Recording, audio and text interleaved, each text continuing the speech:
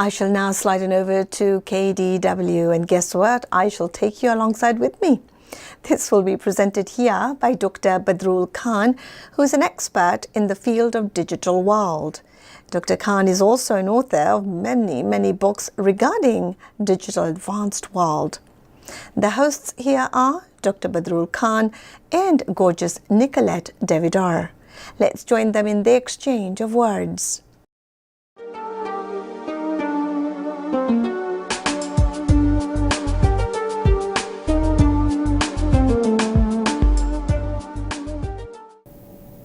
Welcome to KDW. I'm Badrul Khan. I'm Nicolette de Vidar. In our last two episodes, we talked about disrupting education through virtual universities and ongoing e-learning that is increasingly taking place in companies, organizations, and networks, with companies shifting from corporate hierarchies to network operations and new technology coming in so fast. The best way to learn is hands-on and ongoing, something we all must do on a daily basis. So today we want to talk about options of how virtual education can look like in practice. Can it even leverage the playing field between industrialized countries and development countries? Badrul, I understand you have recently proposed to establish a virtual university in Iraq with your octagonal framework. Yes. So what was the background to that? Can you give us a little context? Well, thank you. In the digital world, we are blessed with the capabilities of information and communication technologies as medium for delivering education and training if they are utilized appropriately and meaningfully. Many countries are developing specific digital strategies in reaction to the massive shift towards using new technology. Staying relevant in the digital age requires a strategic vision for the whole country. Countries that are not equipping themselves to adapt to this new digital era will be left behind. I agree. It is said actually that the education system in Iraq prior to 1991 was one of the best in the region. Is this correct? So what happened? How can they rebuild? After nearly 15 years of war, years of international sanctions, the Iraqi education sector has suffered a lot. It seems that it is important, instead of investing on building new brick and mortar educational institutions, Iraq should consider building meaningful digital infrastructure as quickly as possible to take advantage of ICTs for education. Why? What are the advantages to building a virtual university?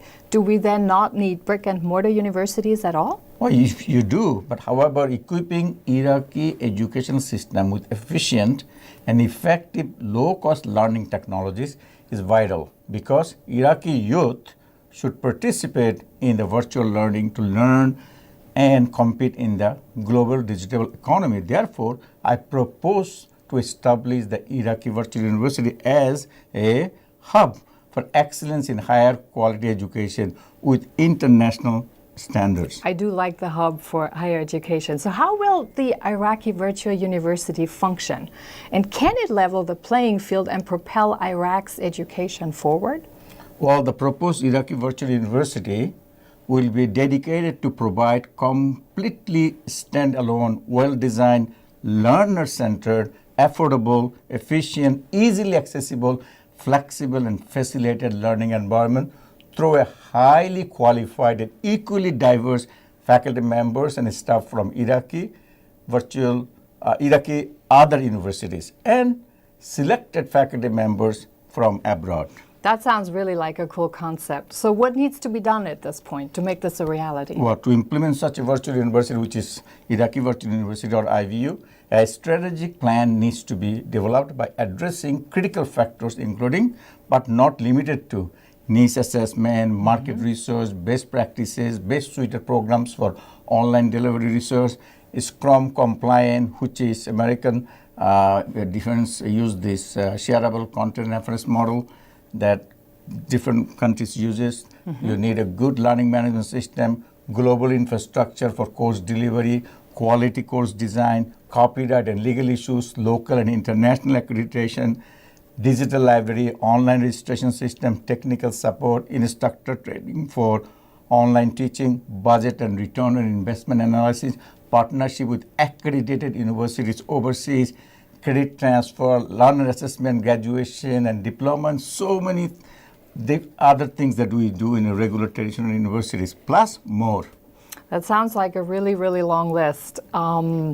Many brick and mortar universities are struggling to shift with this paradigm to facilitate students with the flexibility of anytime, anywhere learning. So to wrap up, are there any things you can advise? How can we retain students?